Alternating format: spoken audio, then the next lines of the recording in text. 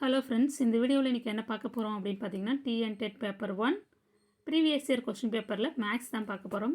எந்த டேட்டில் நடந்தது அப்படின்னு பார்த்தீங்கன்னா 19/10/2022 ஆஃப்டர்நூனில் நடந்த கொஸ்டின் பேப்பர் தான் பார்க்க போகிறோம். இதுக்கு முன்னாடி 14, 15, 16, 17, 18 அந்த 5 நாட்கள் நடந்த கொஸ்டின் பேப்பர் பார்த்துருப்போம். அதில் காலையில் மதியம் 2 வேளையில் நடந்த கொஸ்டின் பேப்பர் இது வரைக்கும் மொத்தம் 11 கொஸ்டின் பேப்பர் பார்த்துருக்கோம். ஒவ்வொரு கொஸ்டின் பேப்பர்லேயும் 30 வினாக்கள் வந்து மேக்ஸ் கொஸ்டின் இருக்குது. ஒவ்வொரு வீடியோலையும் 2 கொஸ்டின் அல்லது 3 கொஸ்டின் வந்து சால்வ் பண்ணி போட்டிருப்பேன். அது எல்லாமே ப்ளேலிஸ்ட்டில் கொடுத்துருக்கேன். டேட் வைஸ் இந்த டேட் போட்டு கொடுத்துருப்பேன். 14/10/2022 ஆஃப்டர்நூன், 14/10/2022 ஃபோர்நூன் கொடுத்துருக்கேன். பார்க்காதவங்க அதை பாருங்கள். உங்களுக்கு இந்த நியமன தேர்வுக்கு யூஸ்ஃபுல்லாக இருக்கும். எல்லாமே வந்து 10ஆம் வகுப்புக்குள்ளே இருக்கிற புக்லேருந்து தான், மேக்ஸ் புக்லேருந்து தான் கேட்டிருக்காங்க. ஓகேங்களா? ஒரு சில சம்ஸ் தான் நம்மளே போடுற மாதிரி இருக்குது.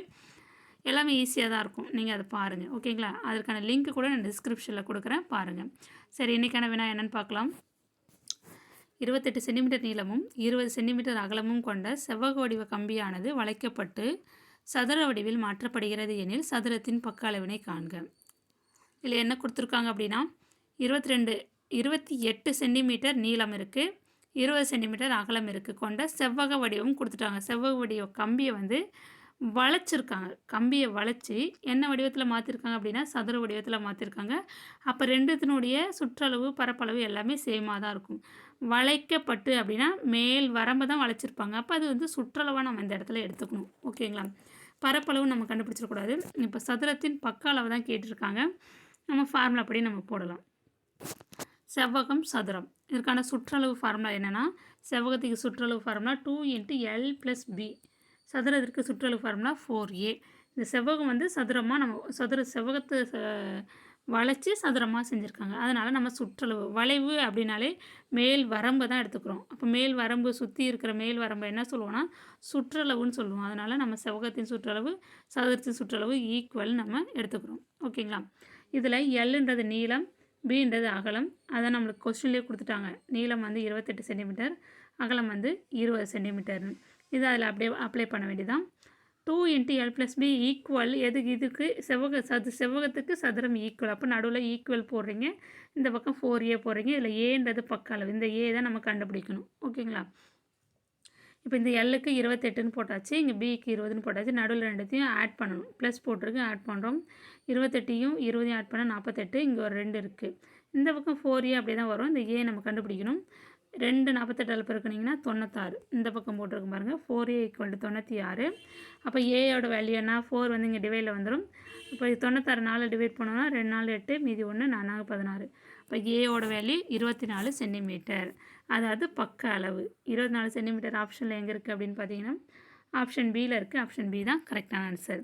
இங்கே வளைக்கப்பட்டு அப்படின்னு கொடுத்தாலே அதனுடைய சுற்றளவு நீங்கள் எடுத்துக்கணும். இப்போ செவ்வகம் இப்படி இருக்குது, அதை சதுரமாக இப்படி வளைச்சிருக்காங்க. இப்போ வளைக்கப்பட்டுன்னு கொடுத்தாலே நீங்கள் சுற்றளவு எடுத்துக்கணும். நீங்கள் சில பேர் பரப்பளவு எடுத்து ஆன்சர் போடுவீங்க, அது ஆன்சர் தப்பாக தான் வரும். ஓகேங்களா? இப்போ இதுக்கு ஆன்சர் வந்து ஆப்ஷன் பி. அடுத்த கொஸ்டின் பார்க்கலாம். 3 × 6 × 3 × -3 × 3 × 4 / 3 × 5 × -1 × 3 × -2. இதை வந்து சுருக்குக அப்படின்னு சொல்கிறாங்க. சுருக்க சொல்லியிருக்காங்க. இது எப்படி சுருக்கிறது நம்ம பார்க்கலாம். இந்த கீழே போட்டிருக்கேன் பாருங்கள். 3 × 6 அதே சம நான் எடுத்து கீழே எழுதியிருக்கேன். அடுத்தது என்ன செய்யணும் அப்படின்னா எல்லாமே அடிமானம் வந்து சேமாக இருக்குது. அடுக்கை நீங்கள் கூட்டிக்கலாம், மைனஸாக இருந்தால் கழிச்சுக்கணும். ஓகேங்களா? இப்போ அடிமானம் சேமாக இருந்தால் அடிமானம் அப்படியே போட்டுக்கலாம் 3ன்னு. மேலே இருக்கிறத நீங்கள் அப்படியே எடுத்துங்க. 6 -3 4 / கீழே பாருங்கள் 3 அப்படியே வச்சுக்கிட்டு அடிமானம் எல்லாம் சேம் 3ஆக இருக்குது. அப்போ 3 அப்படியே வச்சுக்கிட்டு மேலே இருக்கிறத மட்டும் மைனஸாக இருந்தால் மைனஸ் போடணும், ப்ளஸ்ஸாக இருந்தால் ப்ளஸ் போடணும். 5 -1 -2. நெக்ஸ்ட் என்ன செய்யணும் அப்படின்னா மேலே ப்ளஸ்ஸாக இருக்கிறத ஃபஸ்ட்டு கூட்டிக்கோங்க. ப்ளஸ் வந்து 6ம் ப்ளஸ் தான், 4 ப்ளஸ் தான். அப்போ ரெண்டுத்தையும் கூட்டிக்கலாம். 6 4 10 இங்கே போட்டுட்டேன். -3 / கீழே 3, மேலே 5 இருக்குது. இது 2 மைனஸாக இருக்குது. அப்போ இது ரெண்டுத்தையும் ஃபஸ்ட்டு கூட்டிக்கலாம். 2 -2 -1 ரெண்டுத்தையும் கூட்டினா -3. அதை நான் கீழே போட்டிருக்கேன். 3 × 10 -3 3 × 5 -3 10லேருந்து 3 கழிச்சோன்னா 7. அப்போ 3 × 7. அப்போ அடுத்து கீழே / 3 × 5 -3னா 2, 5ல் 3 போச்சுன்னா 2. இல்லைங்களா? சரி, இதை என்ன பண்ணுறது அப்படின்னா இந்த ஃபார்முலா தான் யூஸ் பண்ணணும். அடுக்குக்குறி வடிவம். இது வகுத்தல் விதி. a⁴m/a⁴n. அடிமானம் சேமாக இருந்து அடுக்கு வெவ்வேறாக இருந்து டிவைடில் இருந்ததுன்னா எப்படி எழுதணும் அப்படின்னா அடிமானத்தை எழுதி அடுக்க வந்து m-nன்னு எழுதும். அதே மெத்தடில் தான் நான் இங்கே போட்டிருக்கேன். அடிமானம் என்ன இதில் அப்படின்னா 3. கீழே இருக்கிறது தான் பேஸ் தான் அடிமானம் சொல்லுவாங்க. அடுக்கு வந்து பவர்னு சொல்லுவாங்க. அப்போ பவர் என்ன செய்யணும்? கழிக்கணும். டிவைடில் இருந்தால் கழிக்கணும். அப்போ 7 மேலே இருக்கிற 7 - 2 7ல் 2 போச்சுன்னா 5. கீழே போட்டிருக்கோம் பாருங்கள். 3/5 3/5 தான் ஆன்சர். அப்போ ஆப்ஷன் ஏ தான் கரெக்டான ஆன்சர். அடுத்த கொஸ்டின் பார்க்கலாம். ஒரு அலுவலகம் காலை 10:30 முதல் மாலை 6:45 வரை செயல்படுகிறது எனில் அதன் வேலை நேரம் கேட்டிருக்காங்க. நிமிடத்தில் கேட்டிருக்காங்க. ஓகேங்களா? இது மணியில் கொடுத்துருக்காங்க. நிமிடத்தில் அவங்க கேட்டிருக்காங்க. காலையில் 10:30 மணிலேருந்து சாயந்தரம் 6:45 வரைக்கும் செயல்படுது. அப்போ மொத்தம் வேலை நேரம் தான் அவங்க கேட்டிருக்காங்க. இப்போ பாருங்கள், காலை 10:30 மணி, மாலை 6:45 இதுக்கு இடைப்பட்ட தொலைவு நம்ம கணக்கிடணும். 10:30க்கு அப்புறம் தான் நம்ம 12 வரும். 12க்கு அப்புறம் திருப்பி ஒன்று கடிகாரத்தை பாருங்கள். அதோ கடிகாரம் வரைஞ்சிருக்கேன். 12க்கு அப்புறம் திருப்பி 13 14 15ன்னு வராமல் 1 2 3 4 5 இப்படியே நம்ம எழுதிக்கணும். ஓகேங்களா? அப்போ என்ன செய்யணும்? இந்த 10:30லேருந்து 12 வரைக்கும் எவ்வளோ மணி நேரம் இருக்குது அப்படின்னு பார்த்துக்கலாம். அடுத்து 1லேருந்து திருப்பி 6:45 வரைக்கும் நம்மளுக்கு டைம் கரெக்டாக நம்மளுக்கு தெரியும். 1லேருந்து 6:45னா 6:45 தான். இப்போ 10:30லேருந்து 12 வரைக்கும் எவ்வளோ மணி நேரம் இருக்குது அப்படின்னா 12லேருந்து 10:30 மைனஸ் பண்ணுங்கள்.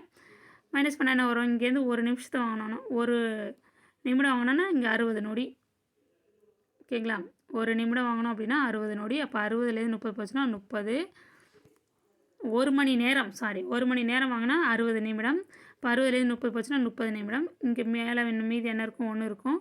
1 அப்படியே இப்போ 1.5 மணி நேரம் இருக்குது. அப்போ 10:30லேருந்து 12 வரைக்கும் 1.5 மணி நேரம். அது டேரெக்டாகவே நம்ம வாயில் கணக்கு போட்டு ஆன்சர் பண்ணிடலாம். நான் உங்களுக்கு இதில் சொல்லி காமிக்கிறேன், அவ்வளோதான்.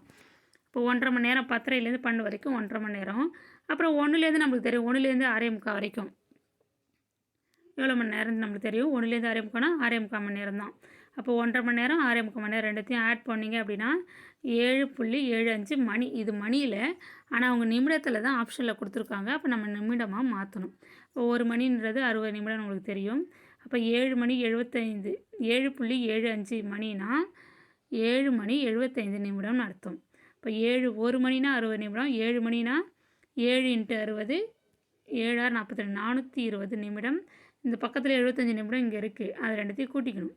420 + 75 ரெண்டுத்தையும் கூட்டணும் அப்படின்னா 495 நிமிடம். ஆன்சர் வந்து ஆப்ஷன் பியில் இருக்குது பாருங்கள். 495 நிமிடம் தான் கரெக்டான ஆன்சர். ஓகேங்களா? அது நிமிடத்தில் மாற்றணும். நிமிடத்தில் தான் மணியில் இருந்தால் அந்த நிமிடத்தில் மாற்றி தான் நீங்கள் ஆன்சர் பண்ணுற மாதிரி இருக்கும்.